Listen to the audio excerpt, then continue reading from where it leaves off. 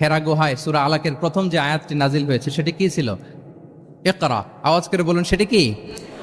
ইকরা বিসমি রাব্বিকাল্লাযী খালাক, read in the name of your lord who has created, পড়ো তোমার প্রভুর নামে যিনি শিখিয়েছেন।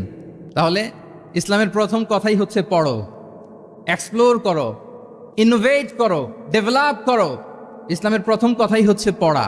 জ্ঞানের সাথে নিজেকে জুড়ে রাখো, অজ্ঞতার সাথে ইসলামের কোনো সম্পর্ক। এবং জ্ঞানকে আল্লাহ রাসূল সাল্লাল্লাহু আলাইহি ওয়াসাল্লাম বিশ্বময় ছড়িয়ে দিতে বলেছেন। Knowledge has no boundaries.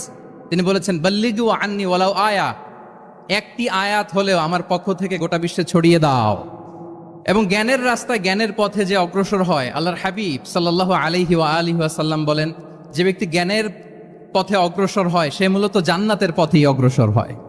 মান সালাকা তরিকান ইয়ালতামিসু ফীহি ইলমান সাহালাল্লাহু লাহু তরিকান ইলাল জান্নাহ, যে জ্ঞান অর্জনের জন্য সামনে আগায় সে মূলত জান্নাতের দিকে আগায়। আল্লাহু আকবার।